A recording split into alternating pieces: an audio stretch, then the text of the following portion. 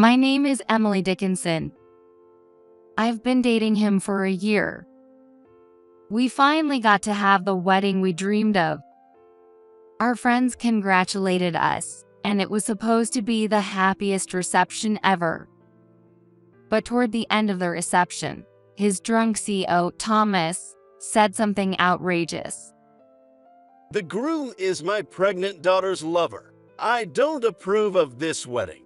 Right, Mr. Groom? It was a bombshell. Looking around the room, all the guests fell silent. My parents were stunned. The same went for his relatives, while only his CO was laughing loudly, clearly full of himself. Among them, his CO's daughter was giving him a passionate look, and her stomach was noticeably swollen. I didn't know her, so I thought she was just someone he knew. But finding out she was his lover, that was a huge shock. "Harold, what's going on?" I turned to him and spoke, but his face was pale. Sweat was beading on his forehead, and his lips were trembling. "Hey, what that guy said isn't true, right?" Well. His mind was probably blank. Even if he wanted to say something, no words seemed to come out. Now that I think about it, I had seen a woman who seemed like her a few times while on dates with him. The mistress must have been worried about him with me, watching from a distance. This is just too much. Tears welled up in my eyes, and I hung my head, speechless. I had met him through a friend's introduction. It was during a gathering where a bunch of us were drinking and having a good time. I had just gone through a breakup, and my friend thought it would be a good idea for me to start a new romance. But I wasn't ready to think about love, so I couldn't accept meeting him. I know it's hard to enjoy anything right after a breakup, but times like these are exactly when you need a change of pace. Saying that, he took me to the movies and invited me to an amusement park. You don't have to have romantic feelings. Just hang out as friends. You know, having fun is what matters most, right? He stayed by my side like that. He was so kind and seemed to understand my pain. As time passed, my wounds healed, and Harold gradually filled my empty heart. And before I knew it, my heart was full of him. Half a year later, I confessed my feelings to him. "I love you." Finally, my feelings got through to you. I'm so happy. That's how our relationship began. I found myself more and more attracted to his sincerity, and I fell deeper in love with him. It was on a summer night when he proposed to me. While watching the big fireworks bloom in the sky, he presented a ring. Will you marry me? I want you by my side forever. It was on our first anniversary of our first date. Am I the one for you? Of course. It has to be you, Emily. It was the perfect setting. A proposal every woman dreams of. I couldn't say anything but yes to someone who proposed so wonderfully. I'm so happy. I want to be with you forever too. When he came to my house to ask for my hand in marriage, he stood tall, looking my parents straight in the eye. Please let me marry her. My parents looked happy, but my mom asked why he chose me. He said without hesitation, I love everything about Emily. Her smile, her kindness, her compassion. I can't thank you enough for raising such an amazing woman. Looking back now, it was like he had memorized it straight out of a textbook. Preparing for the wedding was tough, but the thought of marrying him made me so happy that I convinced myself it was okay, even though he was too busy to come with me to choose the venue. My friend said it was strange that he wouldn't come along for a once-in-a-lifetime wedding. But I trusted him. Still, how could I have imagined that everything would fall apart like this? I could hear the murmurs of the crowd, and then I heard my friend's voice. Emily, how sad. At that moment, my usually calm father stood up and walked to the stage. Emily, Dad, that's enough. It's over. I'm sorry. My father took my hand and helped me up. What is it? Are you trying to justify yourself? If you have an excuse, you should tell Thomas, your drunk CEO, instead, especially since you're in a relationship with his daughter. My father glared at him, his face filled with rage. Then he spoke loudly. Thomas, I'm canceling all the $10 million deal with your company. What? Thomas, who had been laughing loudly, suddenly froze. President Dickinson, please don't. If you do that, my company will go bankrupt. Shut up. That's not my problem. I'm sorry. I beg your pardon. Please. Harold knelt down on the spot to apologize, but my father's anger was far from subsiding. You are no longer eligible to be my son-in-law. Consider this engagement canceled. I won't let a man like you marry my precious daughter. Please, please, I'm begging you. Emily, please stop your father. I'm begging you. Shut up. Don't address my daughter so casually. Emily, let's go. Okay. My father took my hand, and our family left the venue, returning home in silence. But even after we got home, I was too shocked to say anything. My parents seemed equally lost for words. When I went to my room, I overheard my parents talking. This is unbelievable. He was having an affair with the CEO's daughter. Yeah, it really is. That CEO knew Harold and his daughter were involved, so why did he push for Emily to marry him? Who knows? Maybe he feared something like this would happen. Something like this. The $10 million deal being canceled. Without our business, that company is likely to collapse. Yeah, you're probably right. So does that mean Harold was trying to marry Emily for that reason, too? Who knows? Either way, I can't allow such dishonesty. I'm not going to let it end like this. He made Emily cry and made a fool of me. I'll never forgive him. My father's voice was filled with more hatred than I had ever heard before. That night, I had no appetite, and I just cried endlessly in my bed. Then my phone rang, and it was Harold. Emily, it's me, Harold. I'm really sorry about what happened. Are you okay? Of course, I wasn't okay. This hurt way more than any breakup I'd ever experienced. I'm truly sorry for what happened. I'll apologize as many times as it takes, even 100 times. So please, cheer up, okay? Cheer up. Is that what he thinks this is about? Come on, something like this isn't going to destroy your relationship, right? Something like this. Yeah, that's right. It was just something like this. It wasn't worth canceling the wedding over. Why not? Your CEO said his daughter was your mistress, didn't he? Doesn't that mean you betrayed me? No, that's not true. The CEO is just mistaken. I'd never betray you like that. Then why did he say that? He must have confused me with someone else. Is that so? Then why didn't you deny it right away? You looked so panicked and pale.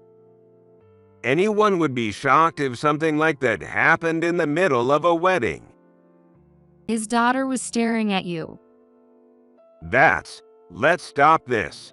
Talking about it isn't going to change anything. Is that right? I don't think so.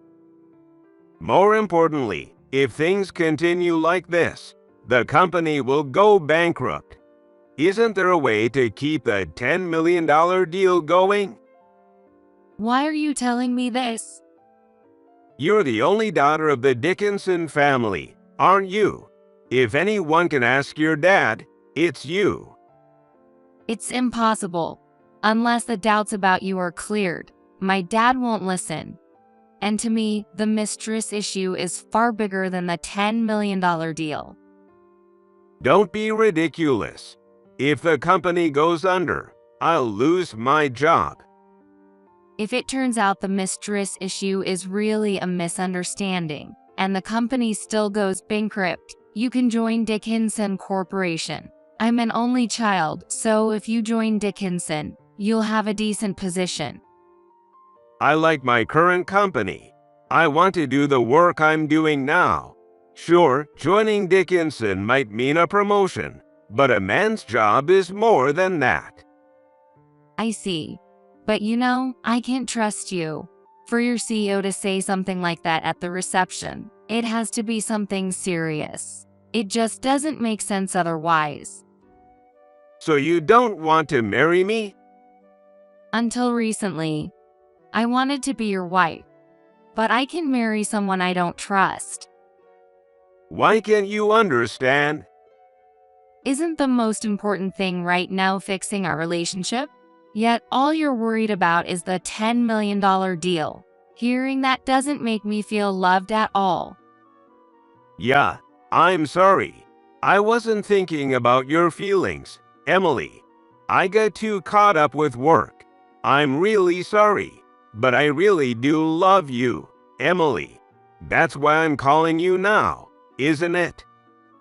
If you truly loved me, wouldn't you have stopped me when I was leaving the venue? But you didn't even try. The first thing you said was to ask my dad to reconsider canceling the deal. That's because of work. I can understand why you'd prioritize work that much. Isn't being rejected for marriage more important? Please, stop. You're the only one I love. There's no one else. That's why I proposed. And yet, I'm the one being doubted over something like this. Try to understand how I feel too. Are you considering my feelings? You haven't thought about my feelings at all, but you're asking me to think about yours? That's impossible.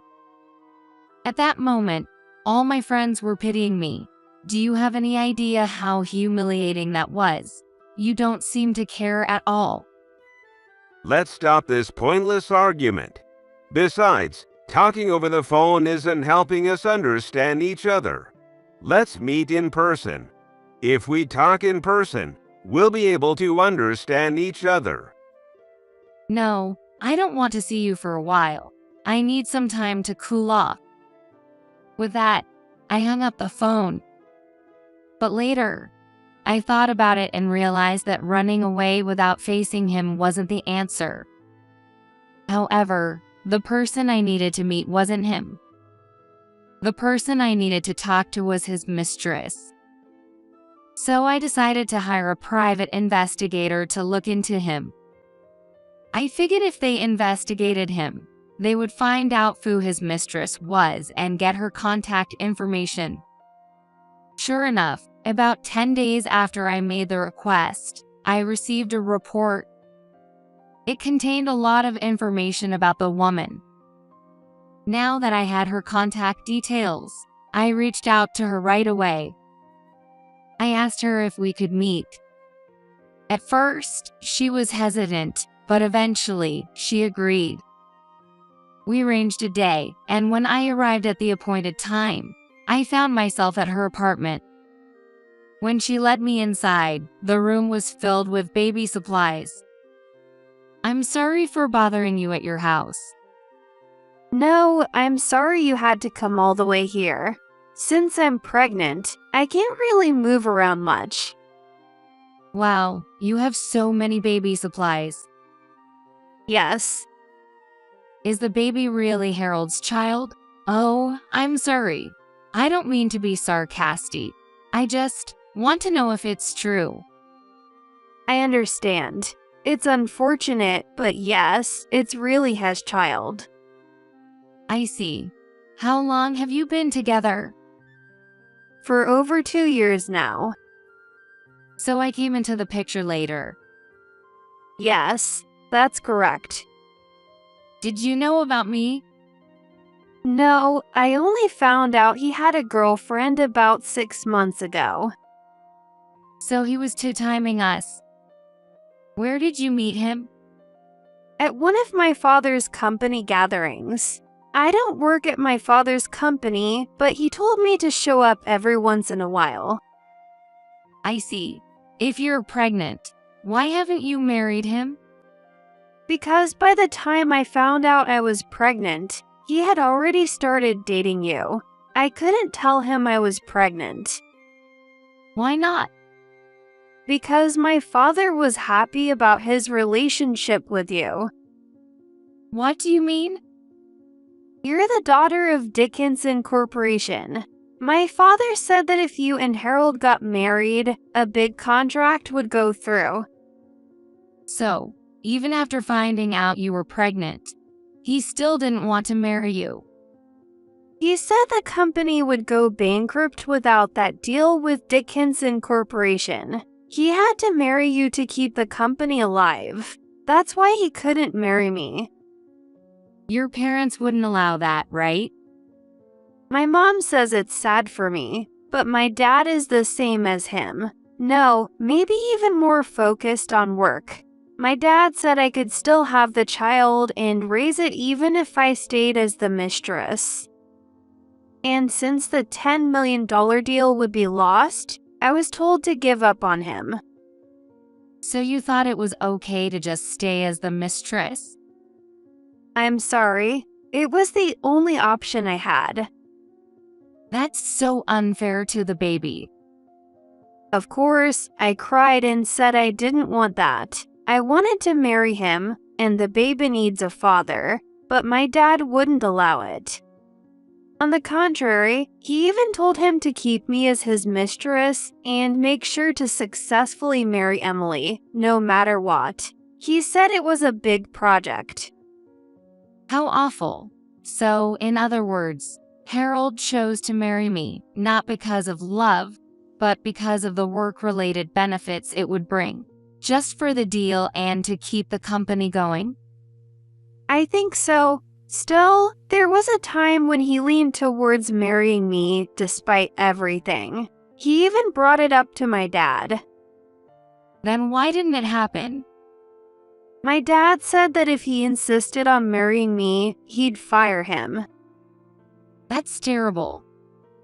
He said that if he wanted to continue seeing me, he should deceive you well enough. If he went that far, then why did your father say what he did at the reception? I don't know either. Maybe deep down, he really wanted us to get married. But he was thinking about the company and told me to stay as the mistress. Perhaps he lost control after drinking too much. It's all just speculation, though. I see. So, what do you want to do from here? What? What do you want to do now? Well, I'd like to somehow secure the $10 million deal. That's what my dad and he want. I can't marry him anymore. Even so, are you still clinging to the contract? I have no choice. You have a child, so I think you should be the one to marry him. As we were talking, Harold entered the room. He hadn't expected to see me there, and his eyes went wide in shock. Why is Emily here? So this is what you meant when you said it was all a lie. No, it's not like that. Entering a woman's apartment, uninvited, is a clear indication of your relationship. I've heard everything from her. Mary, you told her. I'm sorry. I just couldn't lie anymore. Unbelievable. Emily, I'm sorry. I truly regret everything. But I love you, Emily. I came here to end things with Mary. And things? There's no need. I'm done being deceived. You should marry her. What are you talking about?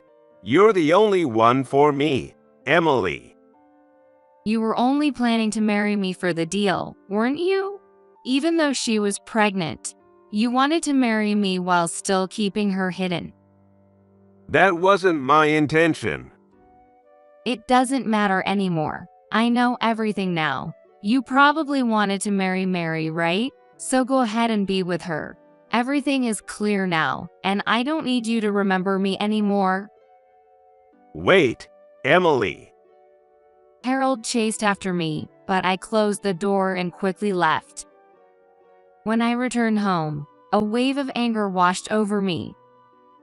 This was an anger unlike anything I'd ever experienced before. There was no way I could let this end just like that, so when my father came home, I told him everything that had happened. So that's what it was. What a despicable man, using my daughter as a bargaining tool. I can't forgive Harold, and I can't forgive that CEO either. Dad, I want to get revenge on those two. I understand. Leave it to me. I'll make them regret it more than anything. About a month later, I got a call from Harold. He sounded pretty desperate. Emily, I need a favor. A favor? What is it? I'll listen at least. The truth is, the company is about to go under. It hasn't gone bankrupt yet? No, that's why I need your help. What do you think I can do?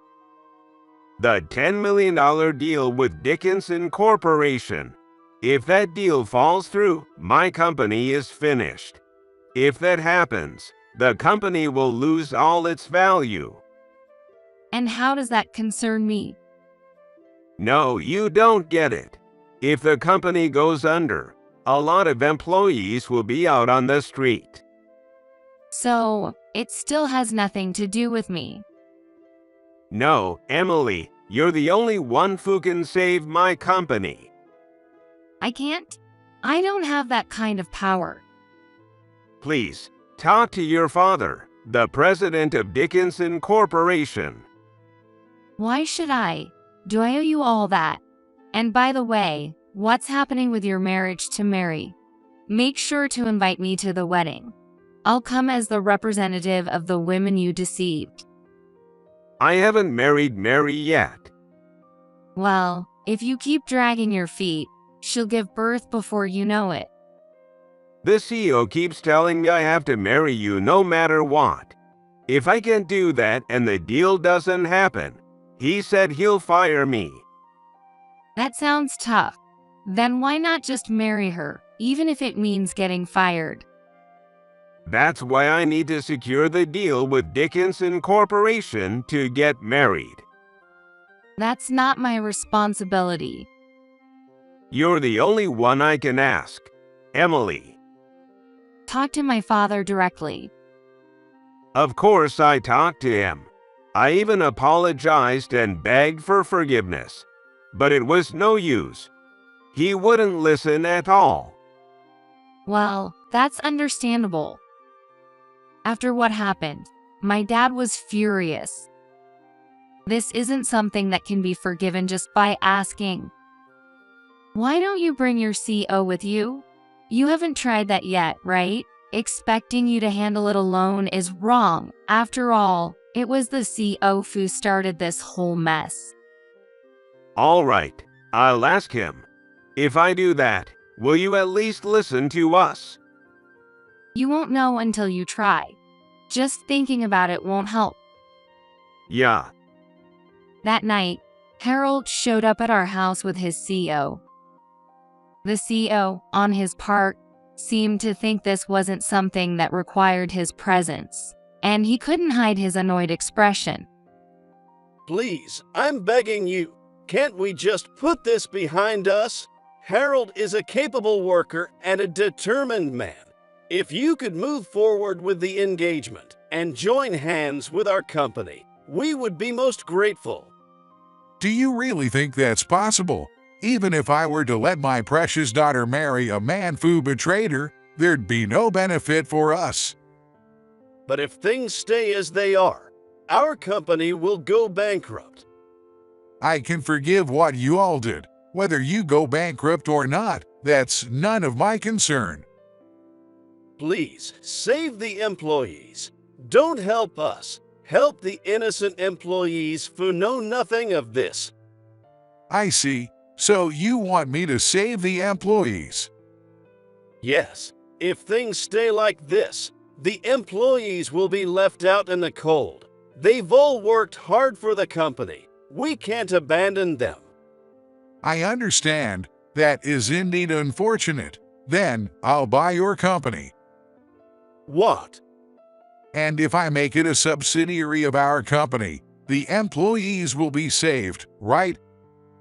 But our company has grown rapidly, so we can't sell for just any price.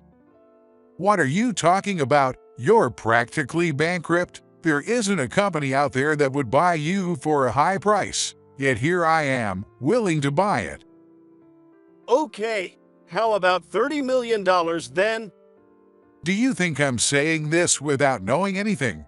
Your company's stock has plummeted. There's no way I'd buy it for $30 million. And let's not forget, this situation is of your own making. That's true, but restoring trust and breathing life back into the company is going to be tough. Even factoring in working capital, $1 million is about as much as it's worth. With that, you should be able to live out the rest of your life. that's way too low. Oh, then just let the company go bankrupt. I'm fine with that. Okay. Please, $1 million it is. Good. I'll have the contract drawn up tomorrow, so come by the office. Yes. All right, you can leave now. The CEO slumped his shoulders and left the house, but Harold stayed behind, looking like he wanted to say something. What is it? Sir, you'll look after the employees, right? Yes, that's correct. Does that include me? Are you an employee? Yes, that's right. Oh, I thought you held a position. Well, fine. You can stay with the company. Thank you so much. Harold bowed deeply, clearly overjoyed, but he had no idea this was part of my father's plan. By the way, you do realize there's zero chance of you marrying Emily, right? Yes, I'm just grateful to stay with the company.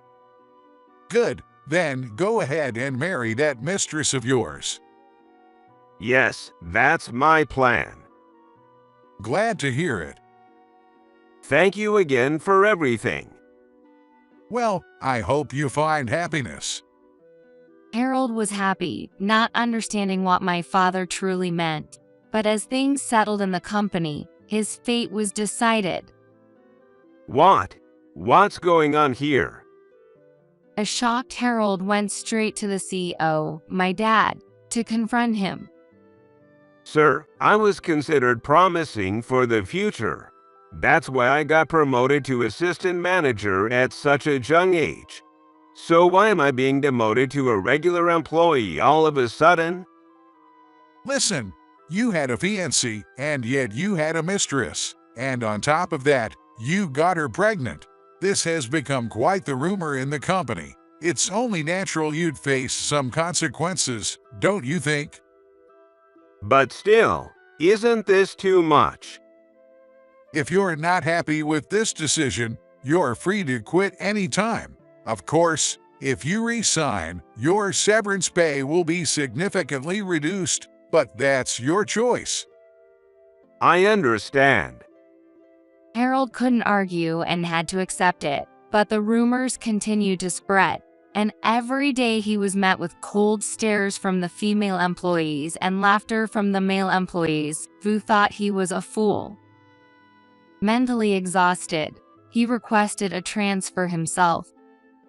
Even though his child was about to be born, his new assignment was to a freezing cold location.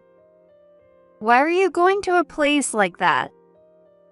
I didn't think I'd be transferred to somewhere like that either. That's because you requested a transfer. The baby's about to be born, and now this. You've got to be kidding me. Come with me, please. No way. You got demoted from assistant manager to a regular employee. That's bad enough, but now you're getting sent off to some freezing place. You're completely useless. I can't trust my life to a guy like that. What do you mean? I mean, I'm breaking up with you. Why would you break up now? We're finally about to get married. I only thought you were a good catch because you seemed promising for the future. But now, after the company got sold, this is what happened. In the end, you turned out to be useless. Go there by yourself. This is ridiculous. Harold, abandoned even by his mistress, went off to his transfer all alone. As for Thomas, he now lives with his family, but both his wife and daughter treat him coldly, and it seems he doesn't feel like he's really living. He tried to get close to the child that was born, but even his grandchild wouldn't give him the time of day.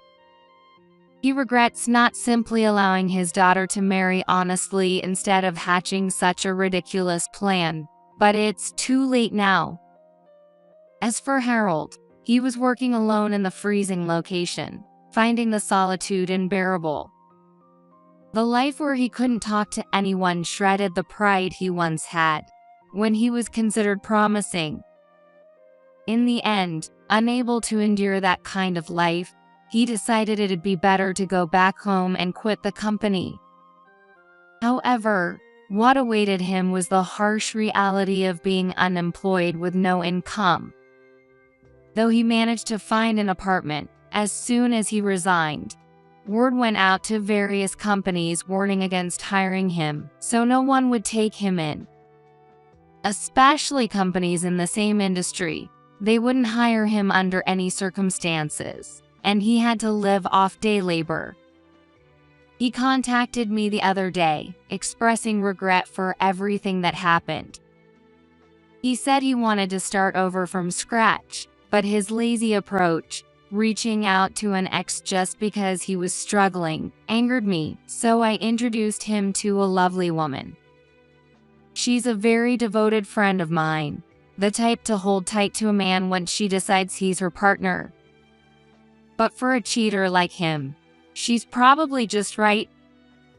As for me, I think I'll be keeping my distance from romance for a while. Having lost trust in men, I'm now focusing on my career,